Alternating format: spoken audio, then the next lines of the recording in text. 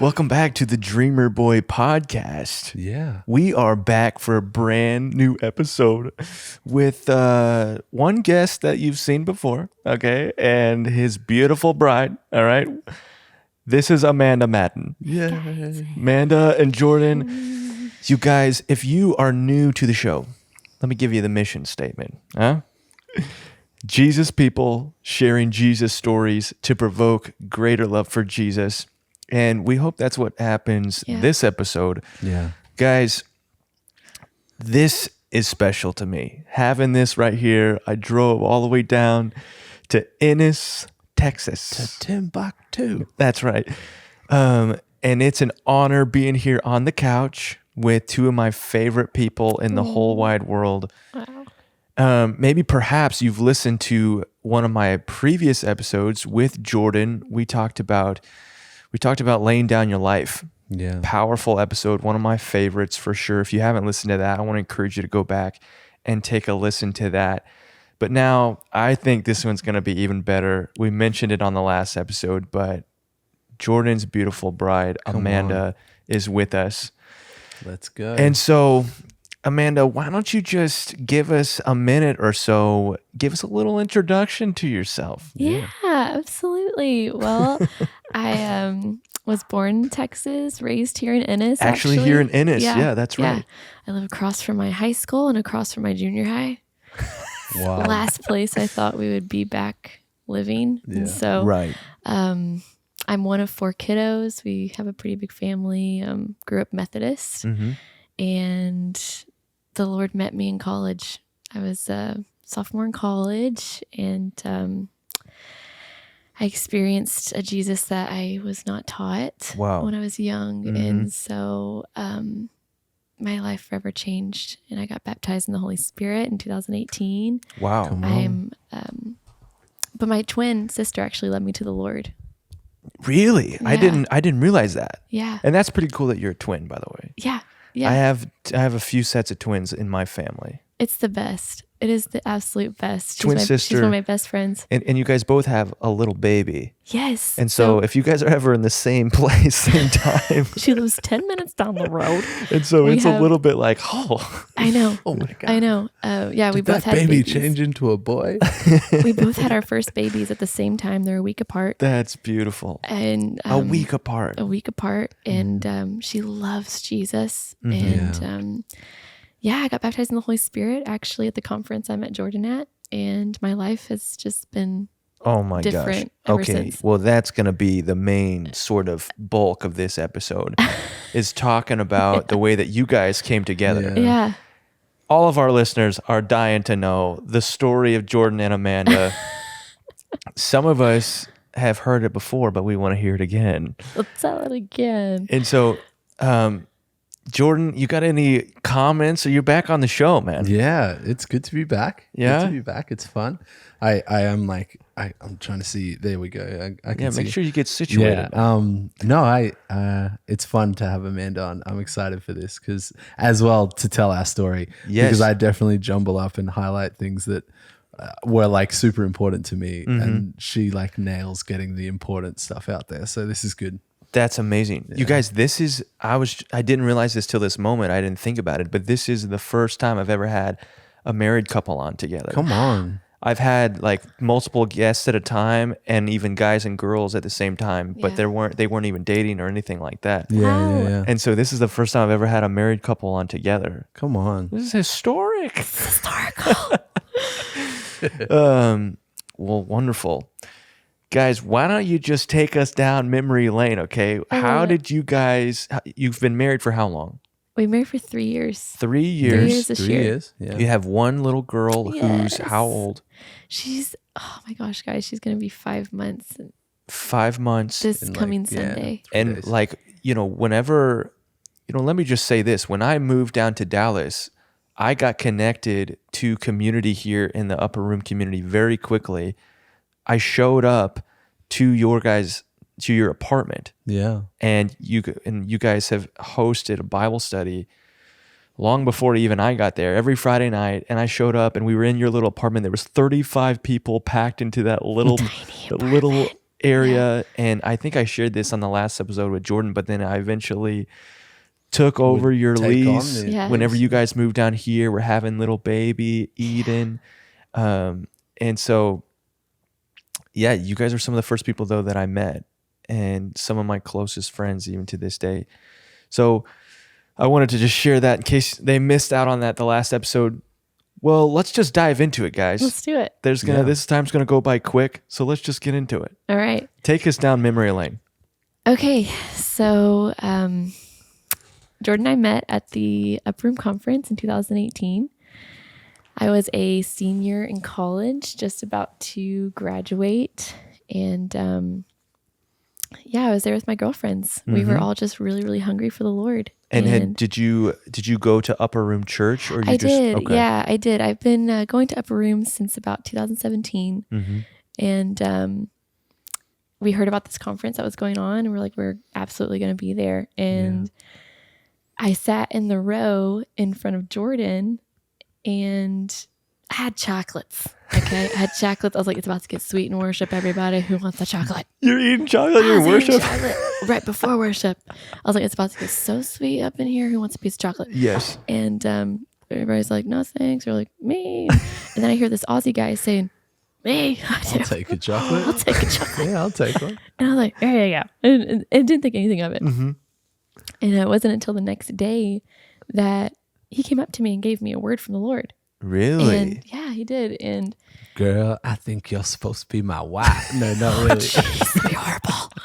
Don't do that. Don't ever Don't do ever that. do that. I'm not endorsing that under no circumstances. Ever give a word like that. But he gave me a word that Yeah. was very shocking to me, because I was not at all. If you look at me now, I was completely different from when I was then. Okay. And I was just still dealing with identity and Right. sanctification, and I was wrestling with sin cycles, and I was also in a relationship that was just not from the Lord. Wow. A And romantic relationship. I thought I was going to marry this guy. And I was currently in the relationship while I was at the Upper Room Conference with this guy. And Wow. yeah, I forgot about that. but it was filled with sin, and it just wasn't what was for Wasn't me. the thing. And Yeah. and I knew that. I really did. And so he gave me a word that I was the Ark of the Covenant. He saw the Holy Spirit purity Whoa. on me and resting in me. And it was a word that I was just like, how do I perceive that? He doesn't even know who I am. I'm in so much sin, honestly. Wow. And the fact that you're Yes. prophesying over me that I'm like, When I as if, got the word, I Yes. was like, Lord, I can't give that word to any human. Like, you can't give a Right. word that they are the Ark of the Covenant. Oh my But I knew it was the gosh. Lord, because like it was so clear. Yeah. But also like one, like it kind of hit against my religious paradigm. And two, I didn't even, like, I met so many people the day before. He said Amanda's name, but I didn't know who Amanda was, because I was here from Australia. So I'd met so many people, and I had no idea which one was Amanda. And so I knew it was from the Lord.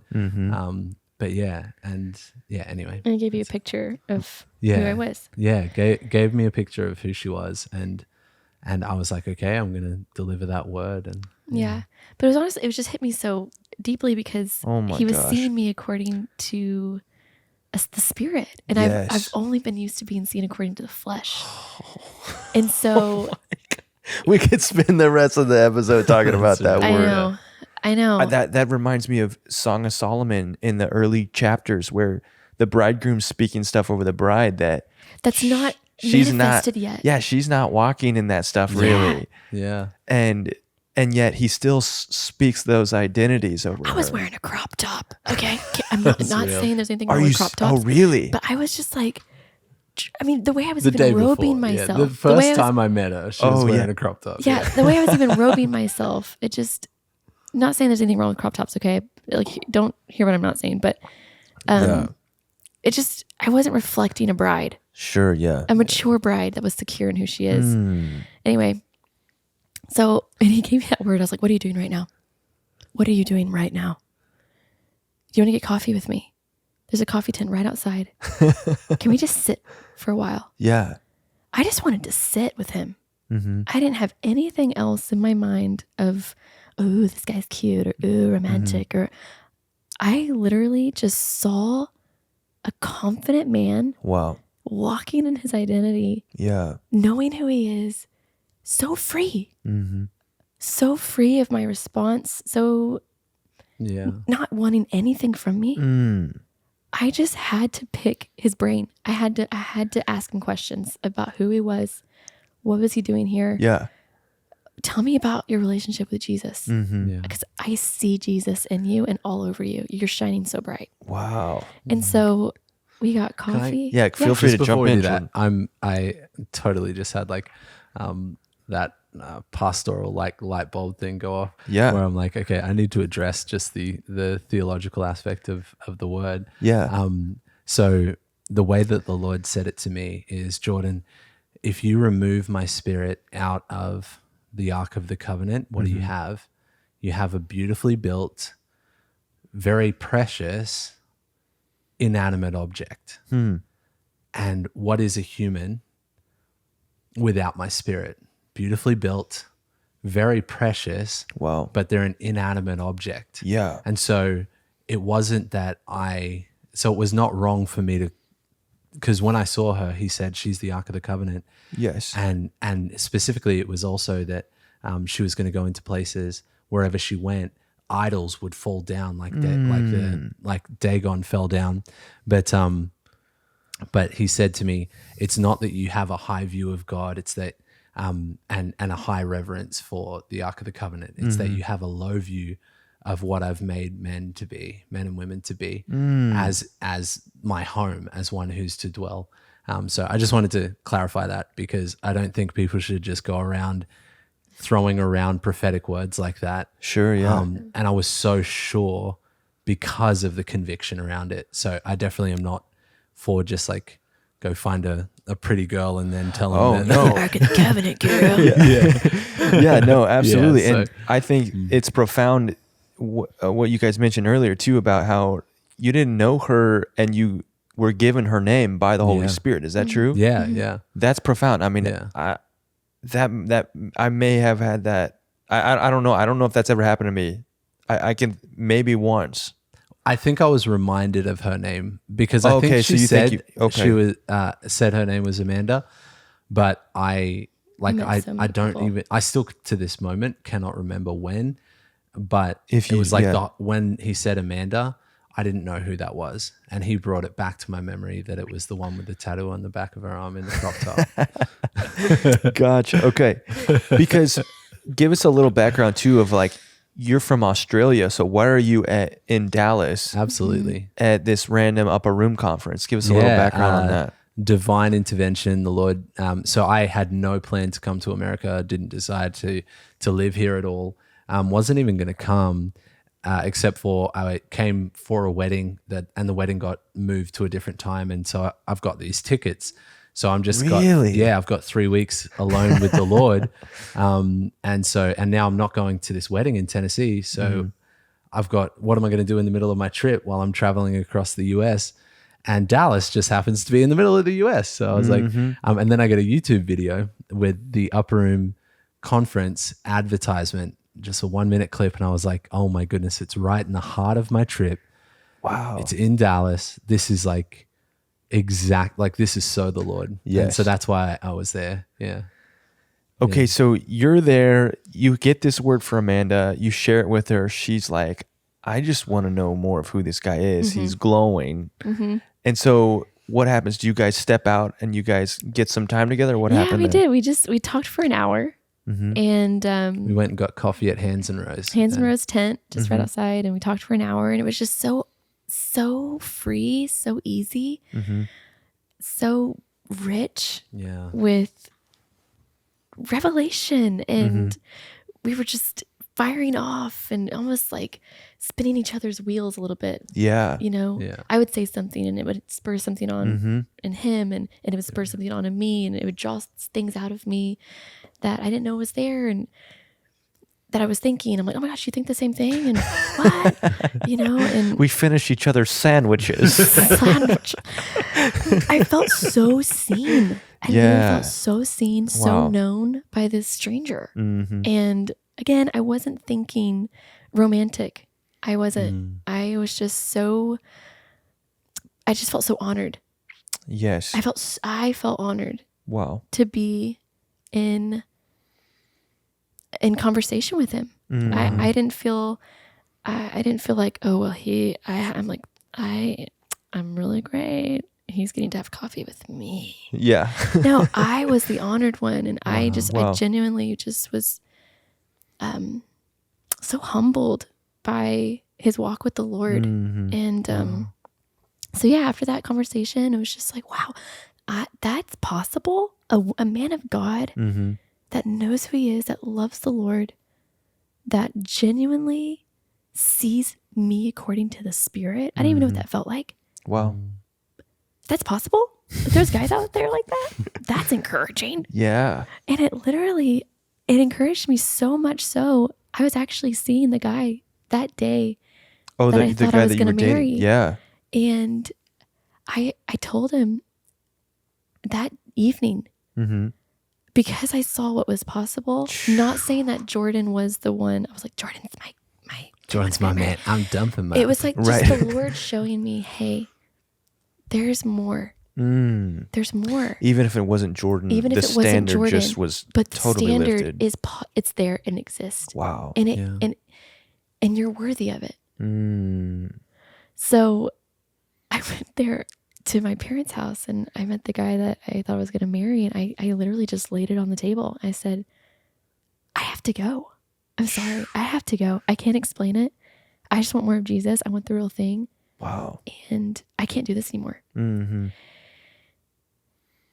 And so I did that. So it's over. It's over. It's over. And the next Praise day, God. the next day, You're just. the next day I get baptized in the Holy Spirit. Okay, we want to know this story. After I let my go, goodness. after I let go of that relationship where there was so much immorality, Yeah. and I wanted more of the Lord. I wanted purity. I wanted to be empowered by the Holy Spirit because I knew that this Christian walk wouldn't be possible without him, Right. and without the Holy Spirit. And so I was crying out for such a long time.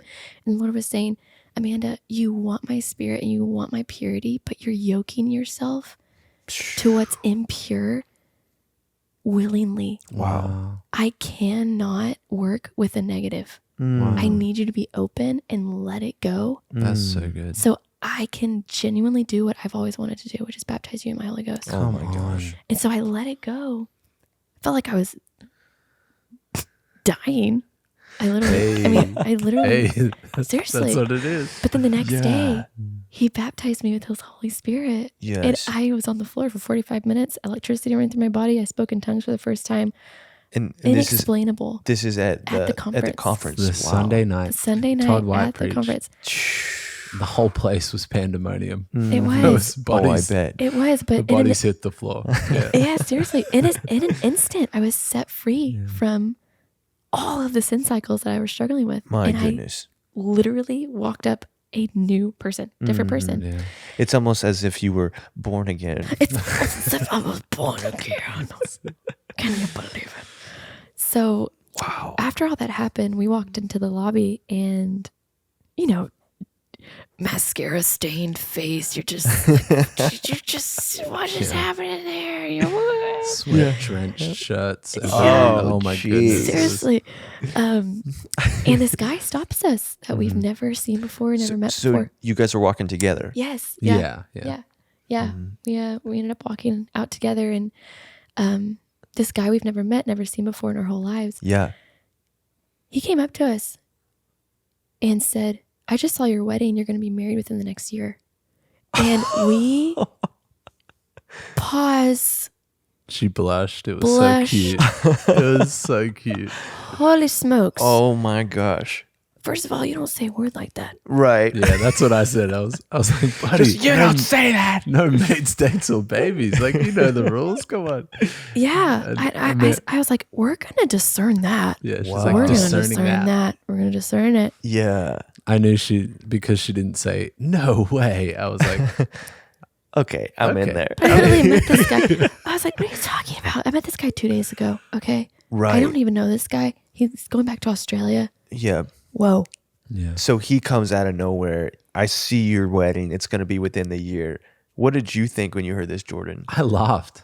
We both laughed. We were like, The whole scenario was hilarious. The whole night was like, what the heck, God? This is so crazy. And I do so- love whenever you say scenario. Thank scenario. you. The scenario. It was just a funny thing. And so I laughed and I was like, dude, like no mates, dates, or babies. And Amanda went bright red. And that was actually the first time where I thought of her as a possibility romantically. I think it had already started in my heart at that conversation, but that was the first time where it was like, oh, there's a thing here. Yeah. There's a thing happening here. And so, but then I also I was so conscious. I'm going back to Australia and I am not about to come out to America, lead some girl on, get her heart entangled, and then just like dash it because I'm going back home. It's like, well, see ya, you know? So yeah, So we walk out to the parking lot and we just look at each other as if just like, what do we do with that? Yeah. What do we do with that? How do we move forward? yeah. And Jordan, man of God, he said, you know what? We're not going to exchange numbers. We're not going to exchange emails, nothing. Really? If that's a word from the Lord, we're going to need him to prove it. Yeah. And Wow. he said, you were lovely. Yeah. And then we split ways. Yeah. And Yeah. and that was it. Yeah. And I think that's so contrary to how 80% of people would have responded to that. Wow. I think like the fact that you basically doused water onto the wood like Elijah did, you know, and Yeah, he's like, if it's going to catch fire, it's going to be from heaven. Yeah, Yes. It's, that's you it. know what I mean? And he doesn't really need my help. Like, but usually like if I think the natural thing to do would be like, I got the word of the Lord. Like, you heard him, right? so like, You know what I'm saying? so Like, we're a thing. what do we do with it? You know, what are we waiting for? Yeah, so what are we waiting? But So instead, you guys go no information exchanged. No. Really enjoyed the last couple of days, but see you never. See, Yeah. Or no, perhaps if we see perhaps each if the other, Lord does it. I'll Yeah. see you when I see you. Essentially, is what you said. exactly. And Oh my gosh. so that then started that whole week. I was like, what the heck? Yeah. I was like, what the heck? But That you were was- also that dealing was- with a lot I was dealing with a lot. from the breakup of the relationship. Yeah. And I just got baptized in the Holy Spirit. I just broke up with the guy I thought I was going to marry. There was a lot that the Lord wanted to do in my heart in that week. So I was really thankful. Meanwhile, I'm on a road trip to Yeah. North Carolina. Right.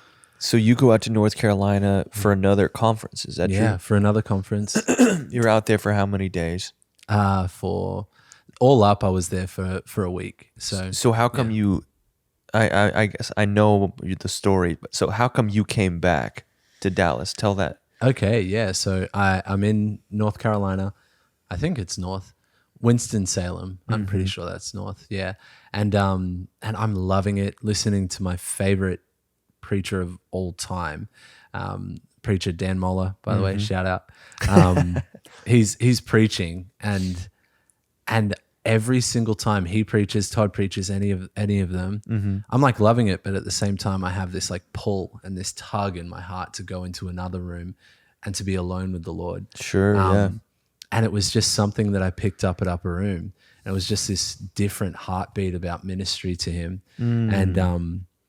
And I couldn't do what I'd always done. So I'm at a Power and Love. The nature of a Power and Love is the Power and Love conference. you worship the Lord, and then you listen to them teach on identity or whatever, and then we go out and we action it, and we go pray for the sick. We evangelize, and that was my whole world prior. Right. So, but now all of a sudden I can't function in that world, and then there's two things on my heart: Upper Room and Amanda. And I'm like, Lord, take this from me. And he's like, well, what if I put it there? And I'm like, well, if you put it there, then it's okay. I mean, and so I left the conference early and drove back to Dallas. That's a 16-hour drive, by the way, for anyone who doesn't know. Yeah, that's exactly right. 16-hour detour. Because I still had to drive back to LA, but it's about 24 hours from where I was to straight shot to LA, but 16 hours to Dallas, and then it's still 23 hours to LA from Dallas. So it was a long trip, but I needed to, like, what do you have for me, Lord, at both with ministry to his heart and also just the possibility of seeing Amanda again definitely was there in the mix. But I didn't even know she went to Upper Room at that point. Right. So by this time, though, the conference that was happening that you guys met, it's over. It's over. Yeah. That was in a whole different building. It was at CFNI. CFNI, yeah. Right. And so so when you come back, you're just coming. It's Sunday. Yeah. Is that Sunday right? at Upper Room. It's packed because the buzz of the conference. Oh, and all yeah. that stuff. And I wasn't going to go that evening. I went in my house shoes. I'm going to be completely honest. Okay, I went in my house shoes. I wasn't going to go. It's better to be comfy I was sometimes. comfy, okay.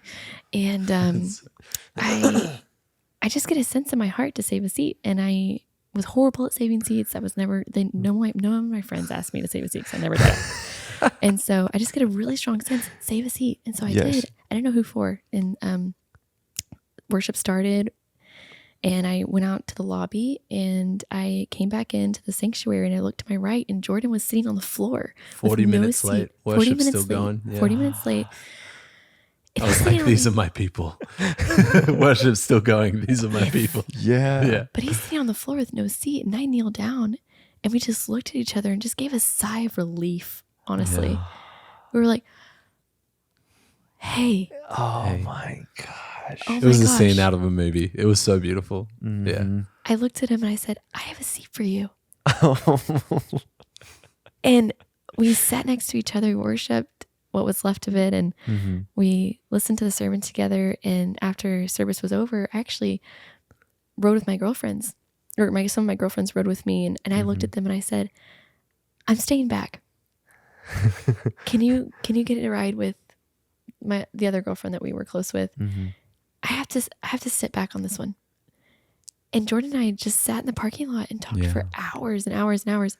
And there was literally This is wild. there was literally a fireworks show. No way. What time of year is this? So it's Memorial Day It's weekend. Memorial Day weekend. Oh my gosh. But the wild thing is It hasn't happened since. we haven't seen it. So it's directly, the It Hilton. hasn't happened before. It So hasn't happened since.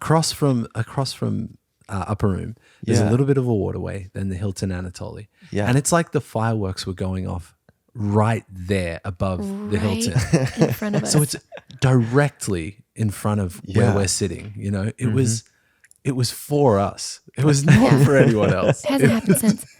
Yeah. And so we're looking at it and we're just thinking, if this isn't a sign, I don't know. And at the end of the night, we ended up exchanging. Well, I gave him my home address. He asked for my home address. Home address. Home address only, not phone number, not email. And in my history with relationships, so quick. I was the first one to dive all in, all my chips in the table. I was horrible at being single. Right. I was the number one worst at being single. Wow. And it would always turn to absolute trash. It would just be, because it wasn't led by the Spirit. It was, my flesh would take over and it would just hijack the whole thing. And it was just kaputs. Right. And so Yeah. I've never had a guy make very clear boundaries for me. There was no room for questioning where we stood. There was no room, although I still thought, I was like, does he like me? I think I was in denial. Well, so he give likes me. us an example of what do you mean when you said boundaries in place? Like what was talked about that night? Gosh, we just talked about the Lord. Honestly, Mostly that was the number Lord. one topic was the Lord and And each other's lives. our lives, our dreams, we shared poetry, a little bit of poetry with each other. Okay. Well, because how long were you guys out there? 6 hours. It was like 2 in the morning. But it was when she so left. easy. Yeah. It was honestly so easy. And there was no striving. I felt safe. I felt really seen, very seen. And as if he actually cared. Wow. He actually cared. Like, you actually want to hear this? Mm-hmm. Like, yeah? You want to hear my poetry? Okay. Like, you're into that? But yeah, it was just, I felt very safe, and it was very clear of just what the next step was. Mm-hmm. Because, you know, in the past it was like, well, let me get your number. Right. You know? Let me get your number. You're going back to Australia. We can just like text all the time, and you do WhatsApp. You know? But he was just, no, I'm going to send you a letter. I would love to send you a letter. And that was just, again, very, just, what? You want to send me a letter? That's... Okay, so you got to give us the insight, Jordan, because what made you want to go that route? What made you decide, you know what, I'm not going to get the number. Yeah. I want to get the home address. I think because it's 2018. Yeah. A lot of people listening to that are like, I don't even know how to send an envelope. Send a letter, yeah. And so, like, what was the heart behind that? Great question. Yeah, I too had gone so fast in previous relationships, filled with confidence that I already knew how to do it right. Wow. And stuffed it up every time, you know. So whether my flesh or her flesh, or and also I'd failed in leadership in previous relationships where I left ambiguity. So then she almost felt like she had to lead, or even subconsciously led with her flesh. And I was just like, okay, let's go down this road. And then we ended up in the flesh, and then she resented me for that because I didn't lead. Gosh, yes. that's such a... Yes. Yeah. I think that's a very common experience. Very common. Yeah. And so, so I knew that I was like, man, she's precious. And I also didn't know, one thing I knew was I'm not going to give up the call of God for a woman again, you know, because I'd sacrificed who I was as a man of God in previous relationships to a certain extent and not even realized it. And so I wasn't willing to make that sacrifice. So the only way forward was if those two things were aligned. The call of God and Amanda were aligned, and it was the will of God.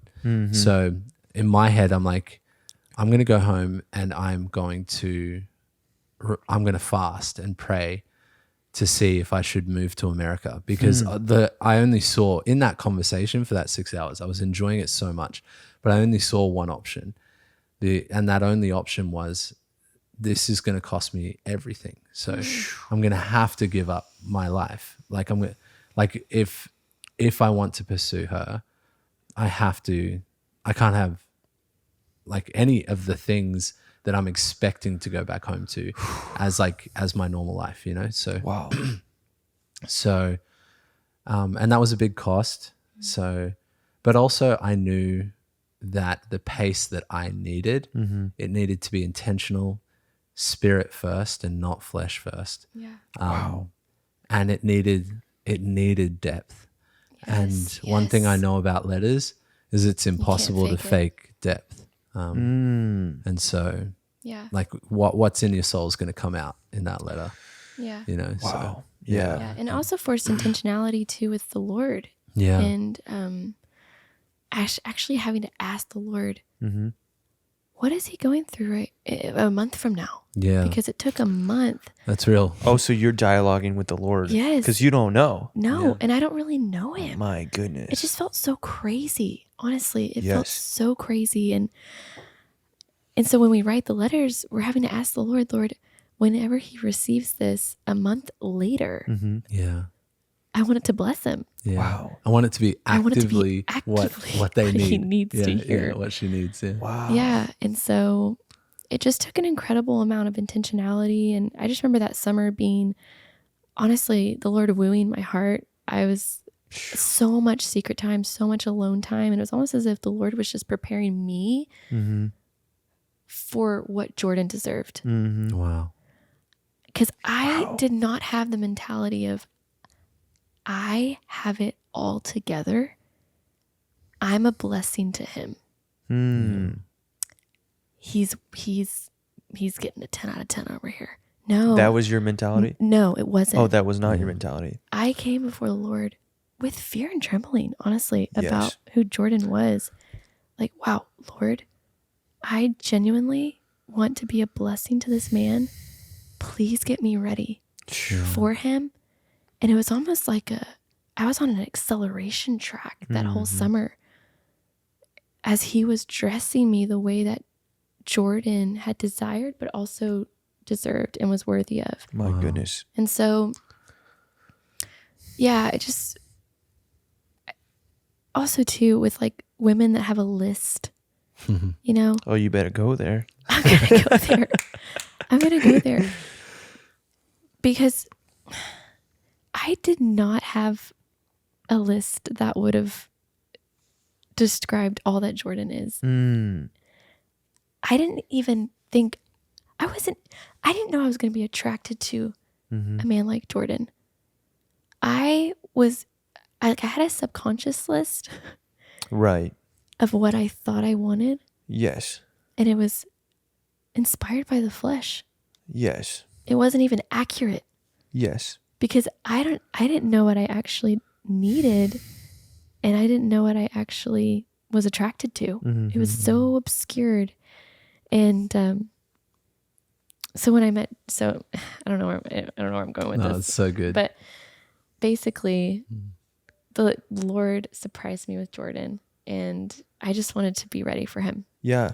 And Jordan, I want you to hit on this too. Talk about that concept of the list. Did you have a list in your head? And like what was like let's just talk about that for a second. Yeah, great question. So I one thing I do want to hit on as I'm jumping into that, Please. that she mentioned just about the mindset of like I've got it all together. The reason why I think that stands out is I think the church has really told women in the church that you are the apple of his eye, you're the best, most amazing thing, and you're like, these men better get it together so that they could potentially win your heart one day. Not to mention society kind of tells the same thing. And it's Right. largely to combat real insecurities that I hate even exist in the world of women that needed to be counteracted. But Yes. that mindset does oftentimes produce a pride that is deeply unattractive to any man that actually has depth in the Lord. Wow. So you'll actually only be attracted to men. You'll only be attractive to men who are led by the flesh. right. Because any man that's led by the Spirit is put off by that pride. Yes. And so the man that you think you want, he's not even looking at you, you know. So, but love yeah, that. anyway. I love that because you have to approach relationship with humility. Yeah. You have to, of like, Lord, I don't know what's best for me. Yeah, I that's really real. don't. I don't. Oh my gosh. Yeah, it's so good. That flies right in the face of having a list. Yeah, Right? it really does. Yeah. I don't see, you guys are the first ones to ever introduce this concept to me. Wow. This idea of I don't know what's best for me related to my future spouse and what to look for. Yeah. Yeah, I've never heard anyone say that before. yeah, And like entrusting that to him and being open without expectation of what it's supposed to look like. Yeah. yeah. That is like, I've spent the last 7 or 8 months dialoguing with God about that. And it is like changed my whole life and perspective related to this whole subject of romance, Wow. bride, bridegroom, that type of thing. Yeah, So yeah. good. Yeah, I So think good. the nature of the lists, the reason why I'm convinced that they're anti-kingdom. Don't get me wrong. The list itself isn't anti-kingdom because the Lord has one, but you having your own personal list is anti-kingdom. Wow, And okay. it's because you have that because you're looking out for your own. You're seeking to receive the things and make sure that you get what you're wanting in that scenario. And what we know in the Christian faith is that we give up that right to him. And we're like, okay, whatever you say is best for me, whatever you say, like whatever my life will be according to your definition, I give you my life. And now all of a sudden he becomes the author. I'm no longer the author. So why would it not be the same with the list? And the cool thing is like that doesn't mean that I didn't have a subconscious list, but I would actively. So there's one thing, like I was specifically attracted to like, okay, I'm just going to say it, to big butts. Yeah, sure. and a slender waist and all of that. But at the same time, You're never going to admit that to the Lord. Like, Lord. I wasn't praying for that. Yeah. And not to mention, I also, when I had women in my life that were attracted to me that didn't fit that bill, I still honestly came to the Lord with this question: Lord, is this the woman that you want me to lay down my life for? Even if I wasn't attracted, because I knew that attraction isn't the thing that's going to sustain my marriage. Love is, like, and love from a pure heart is. So I was like, so I'd have someone attracted to me and I'm not attracted to them, but I'd be like, Lord, is this the one? And I would genuinely, even in some cases, fast over it, just to be like, okay, is this, and the crazy thing is those scenarios never did, even though my heart, I genuinely would have pursued those women for marriage if I'd received a yes from the Lord. Lo and behold, I meet Amanda, and everything that was on my list plus more is in her. And she's like, wow. And even the list that I thought that I wasn't even allowed to have, about like the cute butt and the like and the slender waist. Because he knew that was on your list, even though you didn't want to talk about it. Exactly right.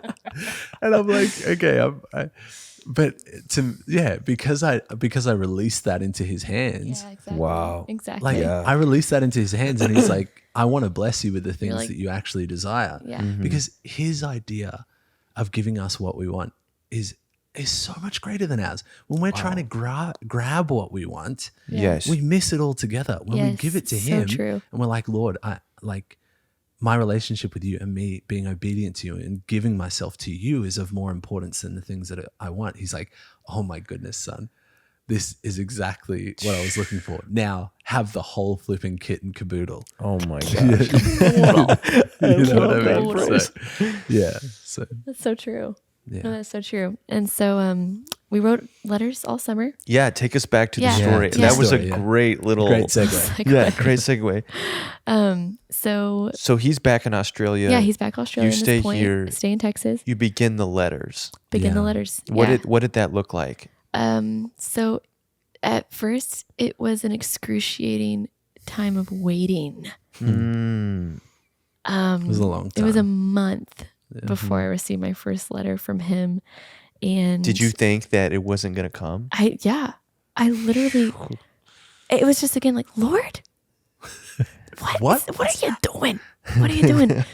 Who is this guy? Yeah. Why did you say to give me my home address? It's been a month and a week since the first 5 weeks. Yeah, I'm like, weeks. what is happening? Yeah. This is crazy. It's an outdated system. And You're like, I sent it on the first week. I actually did. I think like 7 or 8 days in. Yeah. Oh my god. and so it was honestly it was just honestly a season of learning how to wait well and Jeez. to just remain hopeful that this was actually something that the Lord was going to sustain. And it took a lot of faith. It took so much faith. Yeah. It was crazy. Yeah. But when I first got the letter, I lost it. I absolutely lost it. I was so excited. I got the letter. I ran to my room. I jumped on the bed. I just ripped it open and I couldn't open it quick enough. I was so excited. And I was like, he likes me. Oh my gosh. I got a letter from Australia. Yes. All the things. And so I read it. It was absolutely stunning. It's just so intentional, so deep. And he left his email address in the letter. I did. Wow. And he has to pursue my heart. Twas it. test. It was a test. No, it was a test. It was. It was totally a test. Are you serious? It was a test. I felt I like didn't it was, intend it to be that way, but but it totally was a test. Oh was. my gosh. Well, yeah. So he asked to pursue my heart in the letter, and then he Yes. left his email address in there. And so of course I'm like planning and writing and rewriting the letter that I'm going to send to him and my response. And I just couldn't believe that he would ask me to be, he wants to pursue me. So this is a long time for me waiting to hear her answer, by the way. I'm like, I was blown away. I was like, he likes me? Was it just as long or a little shorter? it was longer. It was like two months for me. You, No, it you. wasn't her fault. It was the time transit, because I had very to slow wait transit. for my letter to get to her. And then, And I had no idea when that arrived. Oh, And then- right. And then also for her to write it and then send it back. And Oh, it takes about a month jeez. Yeah. to get there. Yeah. yes. I was about to say, you put him through that after you went through it? I wrote back as, like that, like within a couple days, and I sent it. But Oh my gosh. yeah, so he got my response, and again that waiting period, almost 2 months or a month and a half after receiving a long another time. letter, I kept looking at that email address, and it started to look really appetizing. Oh my gosh. And I was like, I'm gonna do it. I'm gonna send him an email. I'm gonna do it. I'm gonna send an email. And I remember my friend Michaela's boyfriend at the time, they're married now, but he was over at the house I was living at. I was living with 7 girls, living with some of my best friends even to this day. And he was over, and I went outside. I made an entrance, and I said, I'm going to email Jordan. Oh I'm my gonna gosh. do it. Gonna do it. And Chase, yeah, I don't even know if he knows the significance of this moment for me, Yeah. but he told me, you are not going to email him. You are going to let him lead, and you are going to wait. You're going to wait. Just wait. Oh my Come on. goodness. Just wait. Oh my goodness. He's a real bro. And but he was so gentle when he said it. He was so gentle. It was so much love. But he was like, no, Don't mess with this story. don't mess with this story that the Lord's writing. Don't mess with it. And I knew he was right. And I went back to my room. Just like, okay, Lord, teach me how to wait well. And Jeez. to speak to me about him. You know, what is he doing right now? How Yes. can I include him in my day? And I got so silly that I would even dress as if I was going to go see Jordan that day. It was so silly. I got so silly, but Really? it just helped integrate him into my life because he felt Yeah. so distant, Distant, and he yeah. felt so Right. far away and almost as if he didn't exist, but he did. And my parents thought I was crazy, and Really? my friends were like, this is for real? You know, Yeah. it was just a very just crazy experience that took, again, faith. Wow. But anyway, I took a trip with my girlfriends that August to Portland, and while I was there, he wrote me an email, yeah. and Email? he emailed me. Whoa, Yeah. whoa, whoa! Wow. Slow down. This is about 3 letters in. 3 or 4 letters Yeah, in, something okay. like that. 3 or 4 And, letters in at that he point. sent me an email, and I, again, freaked out. I freaked Yes. out. There was just a sweetness and a new discovered excitement Yeah. of any kind of communication. It just, Right. it made it so much more. I think it's a Exhilarating. lost art in our It modern is a lost art, instant yeah. Oh, gratification absolutely. Yeah. world. Absolutely. The instant yeah. gratification was starved. I mean, you talk to our grandparents' generation and the generations before that, and the letters Oh my are goodness. such a big part of their society and Yeah. culture and living, especially romantic Yeah. culture. Yeah, it's 100%. true. And I mean, it's relatively this new phenomenon where that's Yeah, that's not a fallen to thing. the abyss. Even our parents wrote letters, Yeah. Yeah. Yeah. and I think it's such a shame Yeah. that is. it's.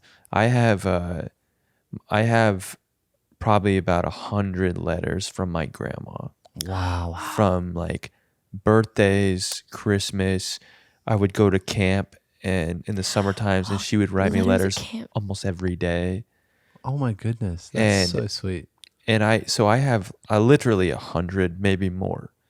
And she's with the Lord now. Wow, And I have this like stack of just like, I mean, they're so special to me. that is so precious. I And- love that. But that just speaks to like just how precious letters are in general. But Yeah. I think particularly in romantic relationships too, Yeah, there should be so much more of that, yeah. Amen. in my opinion. Absolutely. Absolutely. Brothers out there, write some letters. Write a letter. Yeah. So we started emailing in August, but we were still writing letters at the same time. And then we started emailing once a week in about September. Yeah, Right? about September, November. By something. this point, Because wait, when did you guys first No, meet? September. we May. met in May. Okay, so May. by September you'd We're done some emailing. letters, and now you're doing emails. Email once a week. Yeah. Mind you, when I first asked to pursue her, I also wrote in the letter that I was going to be working toward moving to the States. Yes. So by September, the plan is well underway. I've already got my ticket, and it's like, I'm like, okay, you're literally the only person I'm going to know in the whole country. And so, Oh my gosh. It still wrecks me. I mean, yeah. it still wrecks me. So let's talk about that for a minute. Let's talk about your process and what Yeah. you're thinking as Yeah. you're writing the letters, and you're thinking about, am I going to move to America? yeah. What was that Well, like? the nature of the first letter Mm-hmm. was determined by that answer.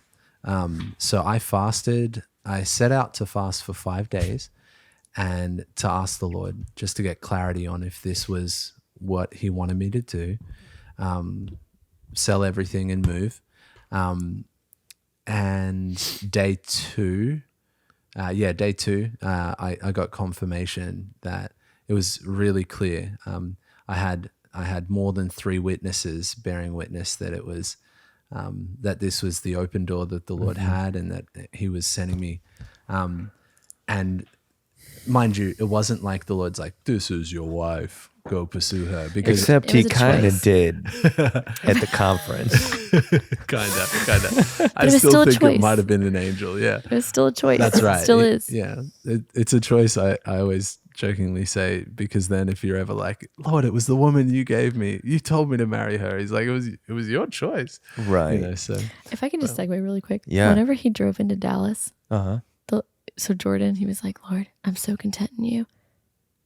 I'm willing to be a spiritual eunuch. I did say Oh, before you met him. Yeah. When I was driving into Jeez. Dallas, I'm like, Yeah. Lord, I want to be celibate like Paul. And I want to be a spiritual eunuch and just devote my life to you. I get an email at the same time from a couch surfing website that there is a place to stay for the 3 days that I'm in Dallas, actually over in Oaklawn. Oaklawn.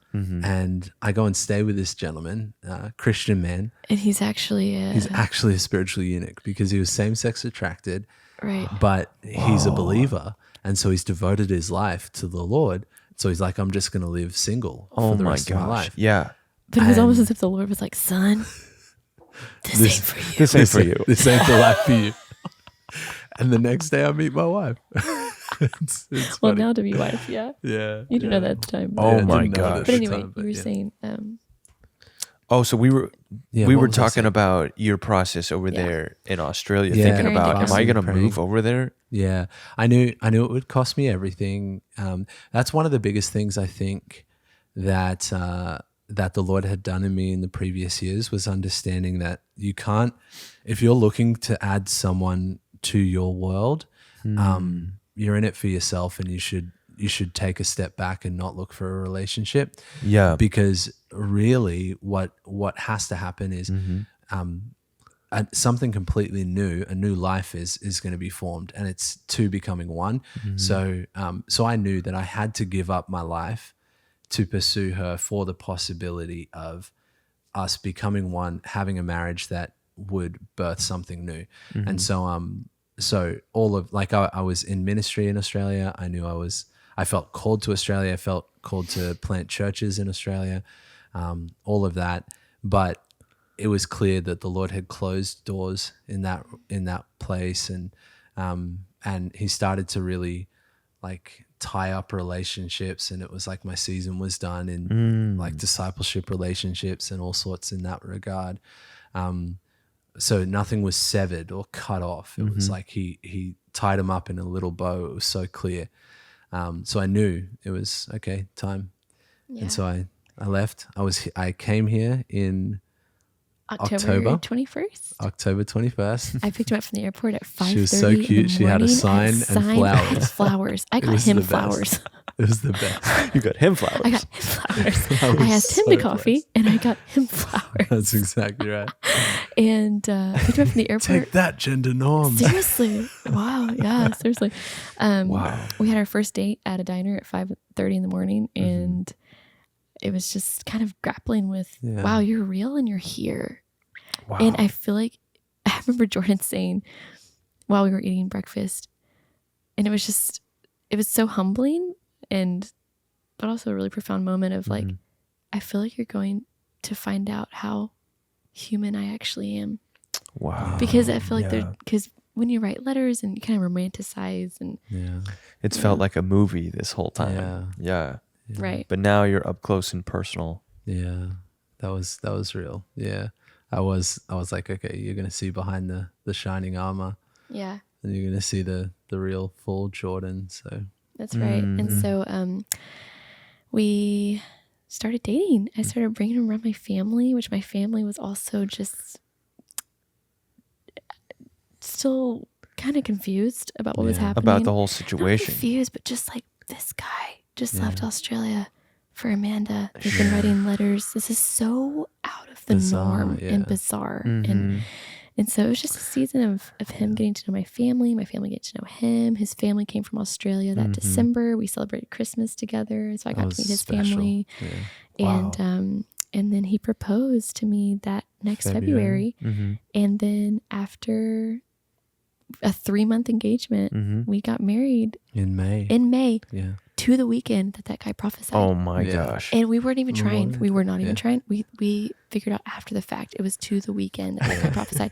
And we honestly, we want to see that guy again and be like, hey, you hear God. Yeah. And we're sorry for how we Yeah. responded to you. That's why I think he was an angel. We're gonna like see him in heaven. That's so It's like funny. He was sent on assignment. This is one of my pressing questions that has come up as I'm listening again to your story, is how much was that initial word in your thoughts in throughout the year that you guys were dating and engaged? It honestly It wasn't. It wasn't. It wasn't. It didn't even come up. As a matter of fact, we wanted to get married long before that, because we also didn't kiss through all of our dating we didn't. or engagement. We kissed at the altar. We kissed at the altar. So we were very attracted to each other. So that was like I'm ready. Let's just send it, Right. But it was like the Lord had a story to tell, and he wouldn't be undone, So So you guys things are didn't. now set in motion that cannot be undone. Right. That's so true. So you guys really didn't think about that initial word the day that you guys met, really at all. No. No, I just feel like if us fulfilling that word was the main goal, I feel like it would just have gotten weird and gotten tainted weird, and yeah. strange. Sure, And, It's kind of how prophecy works. You look back on it and you're like, oh my goodness, like, whoa, you prophesied this. yeah. Oh my goodness, you're amazing. You're faithful. Then he gets all the glory, and you didn't strive to fulfill something that he can only do. So yeah. Yeah, that's true. Yeah. And so Yeah. now here we are, 3rd year of marriage. We Yeah. have a precious baby girl, and Yeah. now we're just walking out. Now we're walking it out. Literally the cutest thing on She's the so planet. cute. She's so cute. We're obsessed with her. We're so in love with her. But now marriage is this whole new thing, and it's New world. amazing. It's the best, but it's also challenging. And Yeah. I Yeah. think she's awake. Yeah, if you guys haven't picked up on it, we're filming this at about, I think, it's after 10 now, and baby girl has been sleeping. So we're so grateful for you guys making the time for this. oh my gosh, absolutely. problem. Yeah. It's special for all of us who know you guys and wanted to hear this and have this to go back and listen to for sure. Yeah, so there has been some questions. I texted some of our friends and things, and invited people to. Hey, I'm like, hey, we're gonna have Amanda and Jordan on the show. We're gonna be talking romance. We're gonna be talking marriage, that type of thing. And so I was like, man, write in some questions if you guys have some. And so 2 or 3 responded, but they kind of gave a few questions. So we have a few we can choose from. I would be curious because your story really alludes to the idea of there being a particular one. Okay. Yeah. And so I want to talk about what's your guys' perspective and take on that. You know, Kayla and Ivana write in from California currently. Shout out to them if you're listening. We love you guys. They wrote a list of questions, and one of them is, do you guys think that there is the one when it comes to your spouse? And when I hear your story, I'm like, I don't know how you say there isn't the one. I mean, there was for you guys, then I'm like, I go back and forth in different thoughts. Love to hear your guys' thoughts. Well, before we get there, but whenever we tell our stories, some people get a little discouraged. Some people are encouraged. Some people are a little discouraged. Sure. And so whenever we tell our story, I don't want you guys to think, oh well, it didn't happen like that for me, and like they're currently married, right? And it wasn't. I just don't want people to hear our story and be like, okay, well, if it's not that extraordinary, if it's not that amazing, then it wasn't from the Lord. Or, because it is like a movie. It is. I mean, and it's beautiful. And I'm so grateful. I'm so thankful. I mean, I never thought that I would have a story such as this. And so I just wanted to preface that, like, this, your spouse story can be completely different, but it could have the Holy Spirit all over it, no matter what. And absolutely. So, I appreciate you saying that. Yeah, but then also to expect extraordinary at the same time. Absolutely. Like at the same time, God is an amazing storyteller. He is. And he loves writing stories. Crazy romantic. He's so romantic. Oh my too. goodness. Yeah. Yes. But the key to that is you have to wait well.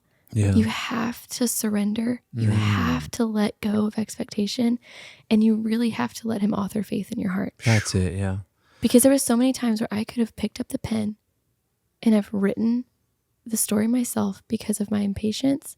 That's so good. Or because I thought it should be going a different way. Yeah. But just the key to a story that is just one for the ages or whatever. Divine. It's surrender. And that's it. So I just wanted to say that. That's so good. Yeah. I would say on that, that's so good. Is that like, it's getting a little louder. I'll be right back. Okay. Duty calls. Amanda's gonna go check on the baby. Come back whenever you want, Amanda. Yeah. So I'll take a stab at answering the question. I'd love to hear Amanda's answer when she gets back as well. So the question is there the one in relation to your spouse, or is there plenty of different ones who you could potentially marry? That's such a good question. So I originally believed that there was, and then I went through a long period because I met Amanda when I was 29. So. And I wanted to get married at 21. So obviously there's a lot more to the story of waiting and disappointment, heartbreak, all of that. So, but what I'm convinced of now, because I've swung to both sides. Yes, there is. And no, absolutely there's not. I am convinced that the question alludes to the selfishness of our own hearts. Wow. So, Come on. And here's what I mean. So Jesus recognizes, like, he's after the church, right? Because of who he is. He's after every single person because he wants to love them. So he's like, I'm going to be the one that they need. I'm not looking for the one that I need.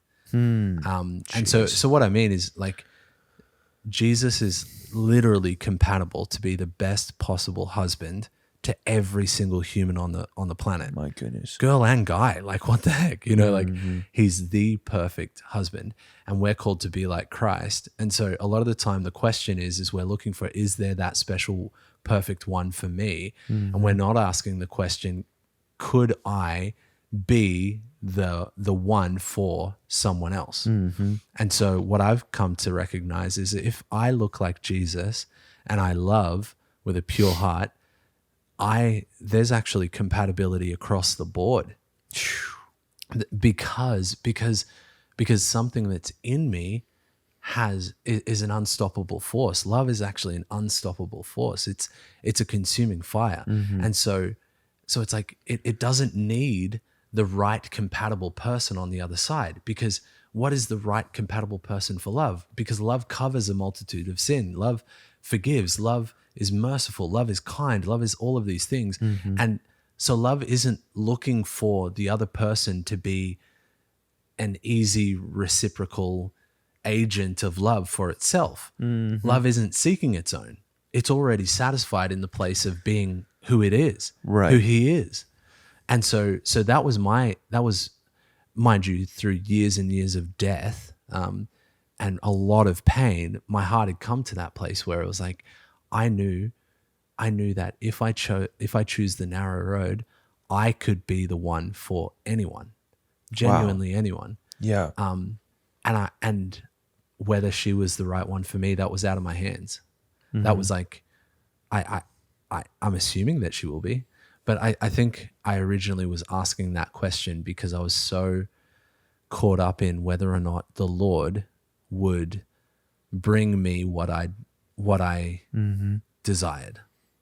Yeah. Does that make sense?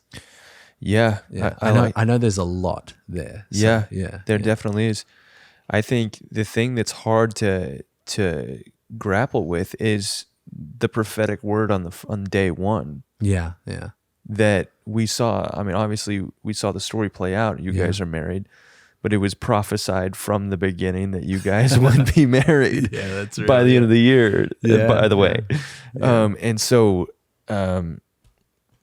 I think that's what makes this question a lot more like dynamic and so you're probably right. There's probably, like, I can't help but think of the scripture where it says there is the good, the perfect, and the admissible will of God. And like I was after the perfect. I was like, Lord, if there's like, I don't want to miss a single drop of grace, and I don't want to deviate from your perfect plan. And I do think, personally, I do think that it's possible to deviate by our own flesh from the plan of God and miss it. But then the Lord, because of who he is, has the ability to make that covenant that you entered into outside of that the perfect one for you. And so I think it does tie into like a question of sovereignty that's a really interesting one. And we can definitely go down that road, but I think a lot of the time the question is asked because we're not really focused on being the one. Yeah. Yeah. And I think that change of mindset right there will change your entire outlook on dating. Yeah.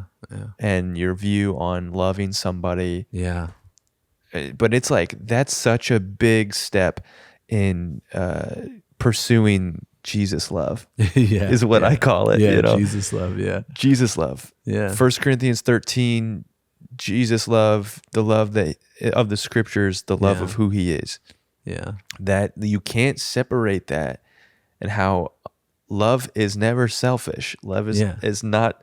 It's not in it for itself. It's not in it for itself. Yeah. And it's not satisfied by the object that it's loving. It is by nature coming from a satisfied place. Oh my God. Isn't that like that? That is so incredible. So it's like it's satisfied by loving, right? Not by the reciprocation, which is so profound, because it's like the very action of manifesting who I am is the satisfying thing. So then what does it matter whether or not the person is super loving to you or not? Yes. I'm not saying just go out and let yourself be abused or something like that. Right. But it's I think it's just our eyes are so often looking at making sure that we get our own Yes. versus actually being. Yeah. And so when you start having this mindset though of I'm not going to insist on my own way, I'm not going to seek my own, and you know this conversation with the Lord's not going to be self-centered anymore. Yeah. That'll change all these questions. You'll stop asking the question, probably the same questions that you used to ask. The questions 100%. Will change. Yeah. I had a thought. I've been thinking so much about our last podcast and just conversations we've had over the whole time I've known you. This whole topic, we're talking about the role of the bridegroom. Yeah. Back in my earlier years, I like I said, I knew the verses for the bride and skimmed over the verses of the bridegroom, and I'm the bridegroom, you dummy. Like, what are you talking about? Yeah.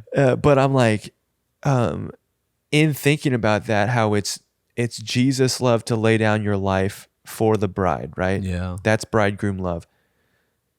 Is it then, and I'm thinking about your guys' story, you and Amanda, how you left your life in Australia. Yeah.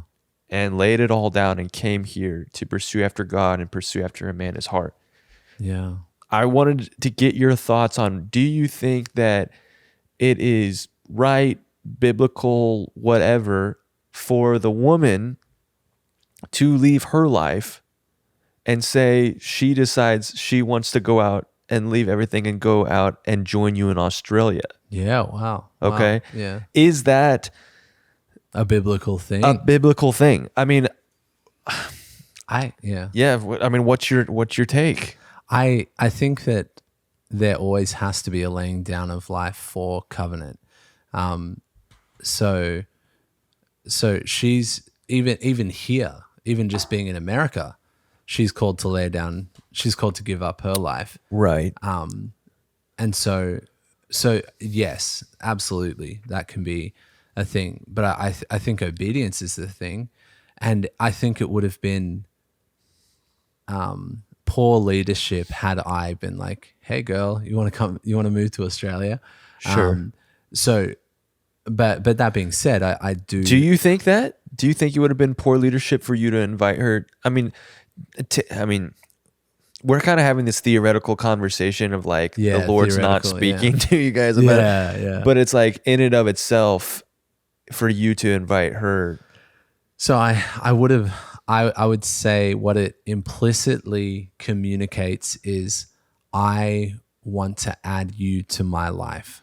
Right. And that is very different from I want to lay down my life. So I see in the scriptures, or at least I see the example of Christ of one laying down everything to go and get his bride.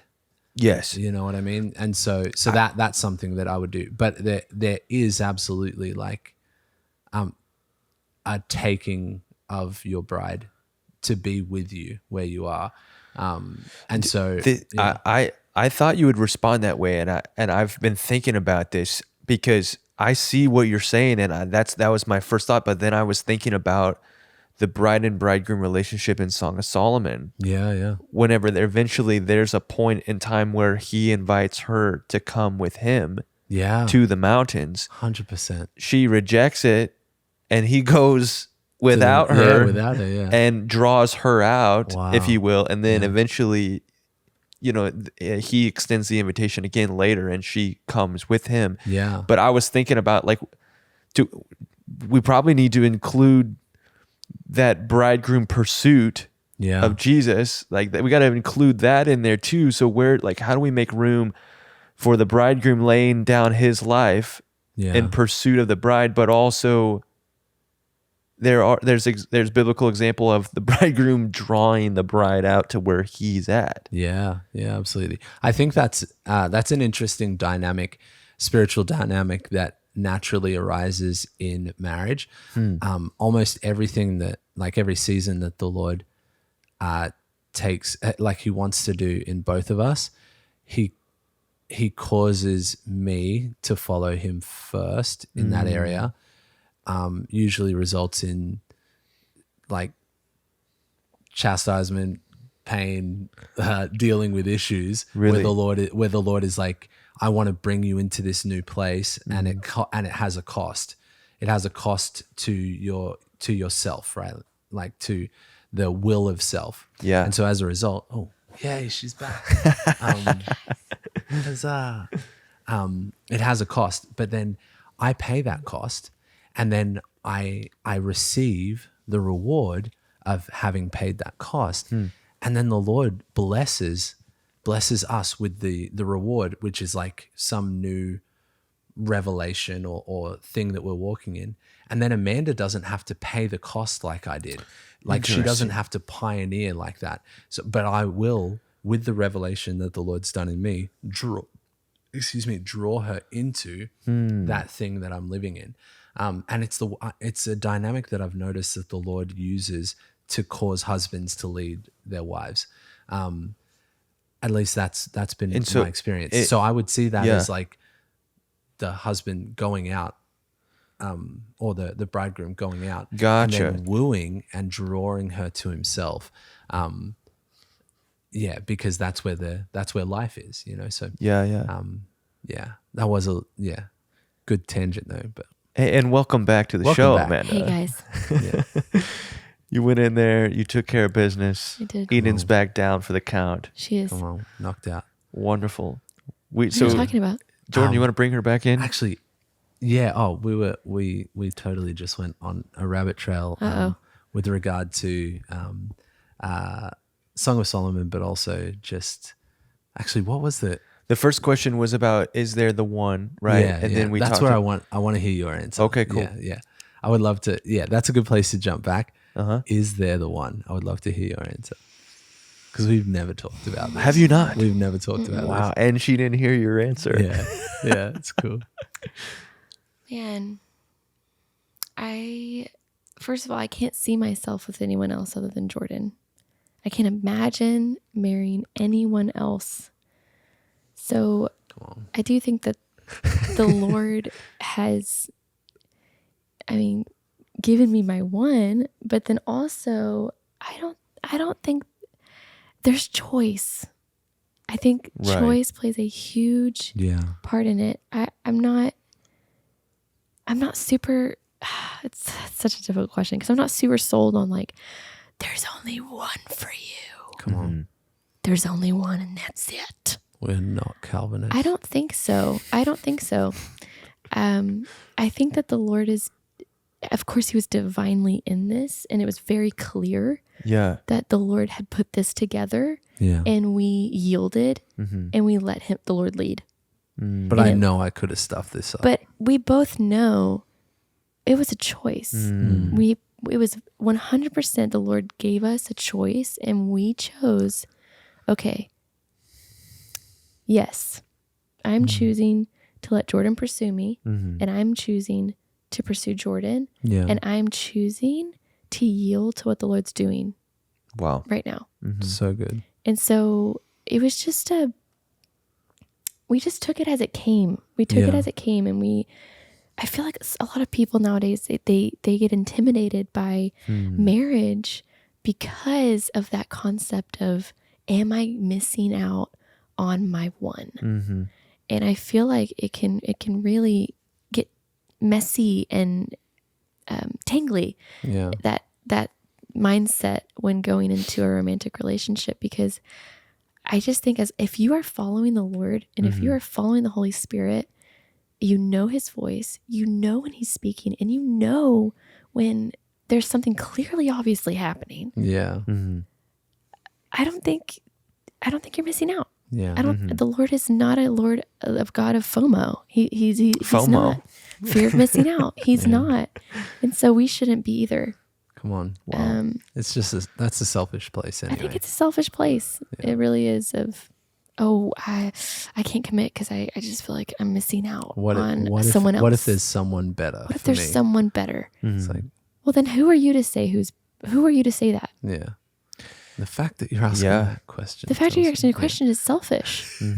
And you shouldn't be in a relationship. A better question to ask is, Lord, is this the person that you want me to love for the rest of my life. And if it's a no, then it's a no. And it's like, okay, Yeah. awesome. Yeah. I'm not going to waste any more of their time, but I pray that the time that I was with them, I was a blessing. Yeah. And for the longest period that I'm with them, I am going to bless their life, and I'm not going to take from their life. I will say there are some indicators that I believe show that there's grace on a relationship to move forward. Grace. The empowerment of God. The empowerment of God. I really believe that whenever a romantic relationship is happening, it's led by peace. I truly believe that where the Spirit of the Lord is, there's freedom. So if there's freedom in the relationship to be yourself, there's freedom to converse. There's just freedom to be you around that person. But then also there's peace. And also I would say there's witnesses, like witnesses, witness people that are close in your life, Your community.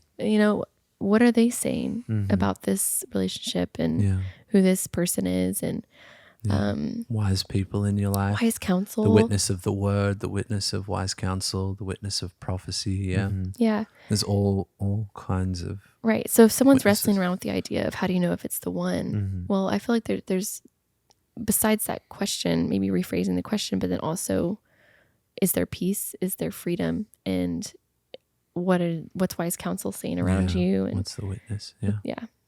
That's good. Anyway. Yeah. That's so good. Yeah. What's the next question? Is there another question? Yeah. There is. How much time do we have left, though? We have about 10 minutes. Cool. Okay. Let's do Okay. this. So we'll do one more question. Man. Our guy, Joshua the Lionheart, Let's go. writes in. He says, I'd be really curious to hear their thoughts on the balance between passionate pursuit and being overly pushy. Got it. He said, you always hear stories about a girl being, quote unquote, swept off her feet in the movies where the guy passionately declares his love for a woman and wins her heart. But where's the place for that forwardness in pursuit? And how do you balance that with an acknowledgement that pouring everything out at once might not always be the best for her heart? That's so good. Great question, Josh, if you're listening to this. Yeah. That's good. It is good. You want to go for that first? You can go for it first. Okay, cool. I think you probably all know exactly what I'm going to say. Love from a pure heart doesn't seek its own. So it's always highest. Its highest goal is the other person being blessed. So one thing that I know witnesses really well to a woman's heart who's healthy. Anyway, to a woman's heart who's healthy is when you have no desire to receive from her anything, when the entirety of that passionate pursuit, any of it, it's got zero to do with you receiving anything from her, and it's got everything to do with you blessing her life. Wow. And lifting her up and unabashedly celebrating the person that she is. And the cool thing about that is even like when your heart's genuinely in that place where you have zero will to receive or like desire to receive from her anything back, and you're just celebrating her in that place, it's safe even to do that as a friend. It's safe to do that as a sister and a brother, so. I love you guys so much. Amanda, thank you for coming on the show. Yeah. Amanda's going to dip out. She's going to go tend to the baby. Yes. Yeah. We were so blessed by the things that you shared. Yeah. I'm so honored. Honestly, I've had so much fun, and You're amazing. I wish I could keep going, but It's okay. I gotta go be mama. We love you. I love you guys You're so much. Okay. Bye. Okay. Love you, babe. Shoot. She's incredible. Good. And we'll just go a Okay. couple more minutes anyways. Yeah, cool. Did you finish your thought there? Can I switch to this one? yeah, That's you fine? can if you want to. Okay. Yeah. There we go. Praise the seven-eyed lamb who lives forever. Okay. yeah, no. So I lost my train of thought, but I know it was good. At least I'll say that. No, so the passionate pursuit. So when you're not seeking to, when you have no expectation on them, you don't need anything from them. Right. You're genuinely in a place where I'm just trying to, I just want to bless your life. Then when your heart's coming from that place, if it's too much, you'll know that it's too much because it counteracts your motive. If your motive is to bless her, you know that it doesn't bless her to make her feel awkward or to push against her will or to like make her feel uncomfortable or anything like that. And if you are doing that, then question whether or not you are genuinely in it for her sake, because you're probably not. I think the only trump card to these kind of scenarios is love, because we don't know. I've thought deeply on these things. We don't know what situation. Like I know a friend who pursued one woman for 7 years and she rejected him every single time for 7 years, and he just stuck it out because he believed that she was his wife, and they're married now with like multiple kids. And oh man, and like I know for a fact that I probably couldn't have done that road unless I had a really clear word from the Lord. Oh my gosh. But like we've heard the stories, and then we've heard other stories. You know, we've also heard stories where it's like this guy just won't leave her alone, and she needs to go get her brothers and to get him off of her back. So definitely, yeah. But loving, seeking their highest good, seeking to bless, a brother can do that. You know? Yes. And if that's genuinely your motive, why do you have no problem with just being a brother? You know? That's so good, bro. And I just wanted to shout out to Joshua too, the guy who wrote that question in. He's a friend of ours. Yeah. He's a brother of ours. Man, you carry that heart, Joshua. If you're listening, yeah, he does like big time. He just like lays his life down constantly. Yes. Yeah. And whenever the time comes, whenever the Lord gives him the gift of that woman that he gets to lay his life down for, I mean, he is going to do that in such a beautiful way. I'm so confident 100%. Of it. I've seen that in him over the last year. It's his desire to serve, to look for ways. He was just telling me the other day about this, and I got a glimpse into his heart, just related to like one day, whenever his bride's revealed, just sharing things that provoked me so much. I'm like, Lord, I need that. I need come on. It changed the conversation with me and the Lord. Yeah. About like, it was so unselfish, so opposite of self-centered. Yeah. And he's just the highest quality guy. That's so real. Yeah. That answer totally was not even for Joshua. that answer is for what I know of dating culture as well. Because he does manifest this so well. Oh yeah. He manifests it incredibly well. But yeah, one of the things that I would say is, and I actually said this to another brother in our community. So I had a conversation with him and I said, hey, bro, what if the road of blessing this woman that you're attracted to is praying for her husband that he would be ready, that he would be blessed and all of that, knowing that it's not you? Like what if you would get your own heart to the place where you are so for her highest good that you would desire that someone else, whoever that husband is that is perfect for her, would manifest and be there. Oh my gosh. And you would rather her be with that man because he's the right one for her and he would best bless her life than yourself. Yes. Because if your heart can genuinely connect to that, you are genuinely loving at that point. Dude, that changes everything if you get real. there. Yeah. Dude, the other day, I'll just share this briefly. I had a dream related to a girl that I used to date. Wow. And she's currently married. Yeah. And we're not in contact or anything like that. I had a dream that she was getting a divorce. Oh. in the dream. Yeah. And I was there with her and like comforting her or whatever. I woke up from the dream. They're not getting a divorce, bro. Praise God. Like everything's great here in the Yeah, natural. yeah. But I began to pray for her and her relationship Yeah. with her husband. Oh, I love that. Yeah. And I mean, if you would have told me even a year ago that I would be praying for this specific girl and her husband, Wow. who's not me, Yeah. I would have been like, what? Like, why in the world would I do that? Yeah. But this is like a development of this Jesus love Yeah. It is. that's been developed in me even over the last 6, 8, 10 months, yeah. where I genuinely want the best for her. Yeah. And I genuinely don't want her relationship. I don't know why I had that dream. Yeah, I don't know why, but I've prayed for her marriage. Come on, bro. Come on. And like that is, that's no benefit for me. Yeah. You know what I'm saying? That is love. That is love. Like he didn't need us, guys. Like he lived in perfect glory, like Yes. perfectly satisfied in the love of the Father and Holy Spirit. And from that, Yes. then came to rebels and sinners and those who are enemies in their Yes. hearts through wicked works, laying down everything and the thing is we think that, okay, he did that for me.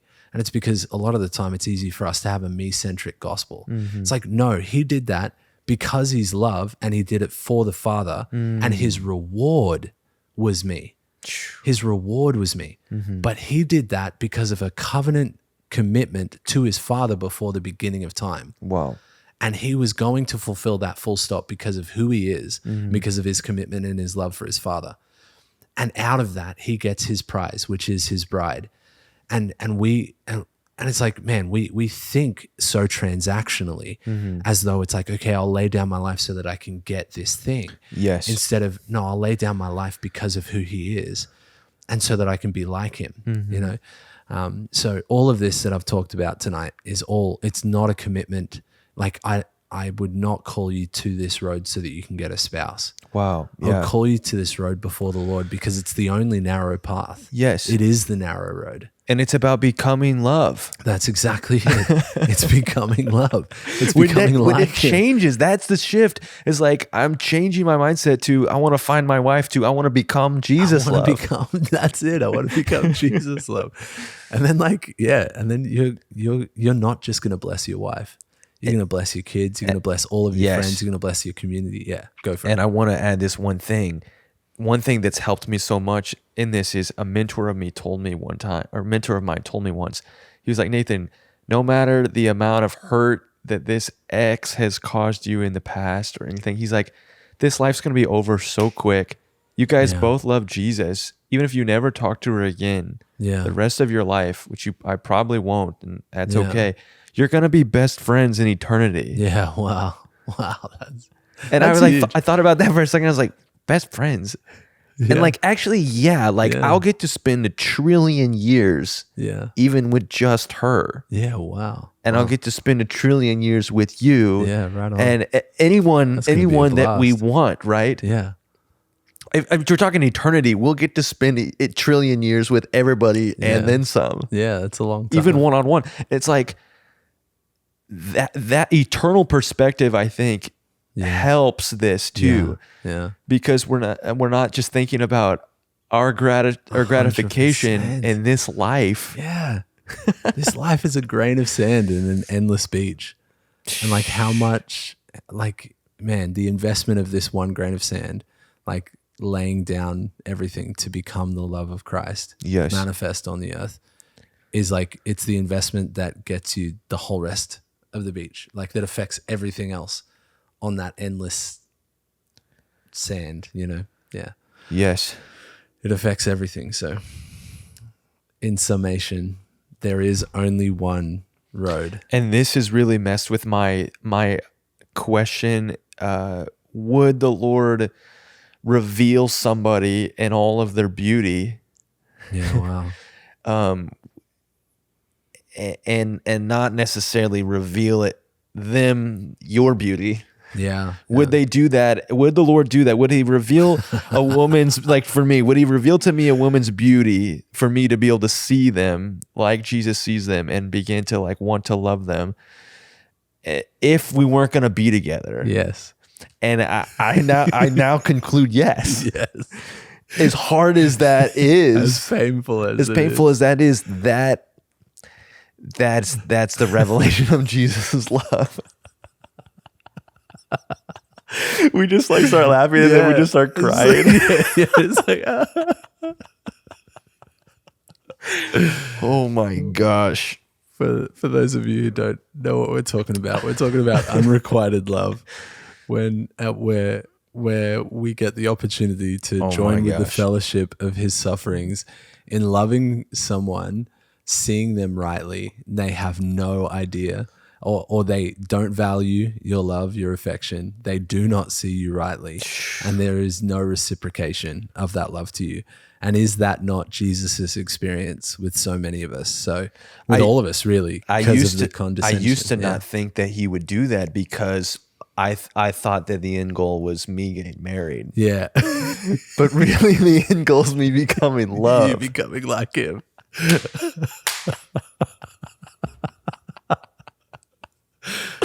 Oh, that's good. Oh, Lord have mercy. Lord have mercy. So good. Jordan, we should wrap this up, man. Yeah, we could should, keep yeah. talking and keep talking. Thank you so much for coming on the show. No problem. No problem. I love you, man. Love you, bro. I love you with all my heart. You're one of my favorite men of God. The way that you have pursued Amanda, your wife, has provoked me and has made me, I know I'm going to be a better future husband one day. Come on. Lord willing, I get that opportunity. Come on. I know I'm going to be better because of my relationship with you. Not just the words of wisdom, but watching you do it. Wow. And I just wanted to say that Yeah. you and Amanda, your marriage is a picture, a glimpse into what I desire to experience one day. More so, I've been provoked by your marriage.